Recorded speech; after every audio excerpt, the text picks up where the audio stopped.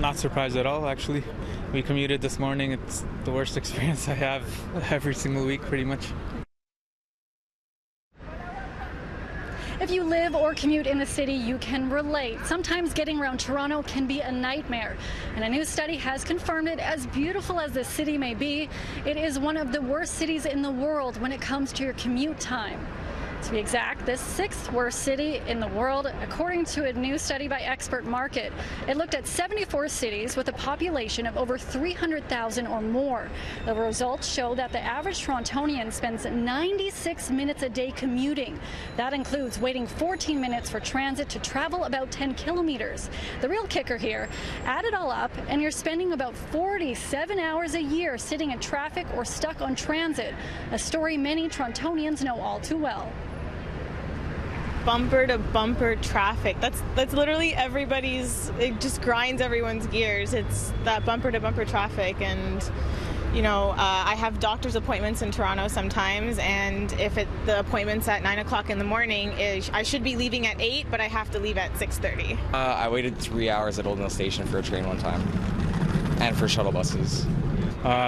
Took one GO train all the way here. That takes 1 hour, but as soon as you miss that TTC, you're late for work, and it just stresses you out every single morning because you're going to be late for sure. I've had, typical stories, the late buses, the subway closures, getting stuck with the shuttle buses and stuff.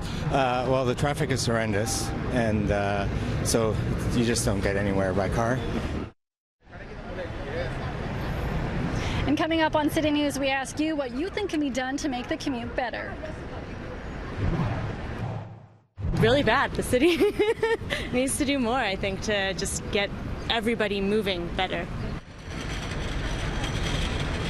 It seems Toronto has 99 problems and transit is a big one. According to a new survey out of UK today, it said that Toronto is the sixth worst city in the world when it comes to our commute time. So we asked you, how could the city help you get to point A to point B a little quicker? I think we need to work on integrating everything a bit more. So not so heavily focused on cars, move more towards buses and subways and bikes, and there are more ways to get around than the car, and I think Toronto needs to realize that. People are starting to bike more, I guess that's definitely something we need to push. Maybe sort of relief lines, come on.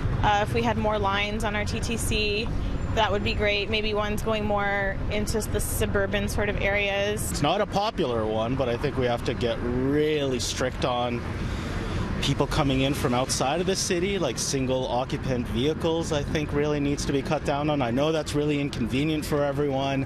I know the trains don't run as well as we'd like to, but if people aren't using them, they're not going to run more often. And remember, it could always be worse. While Toronto was the sixth worst, they weren't the bottom of the pack. That honor went to Rio de Janeiro, where the survey actually said they described the commute as unbearable.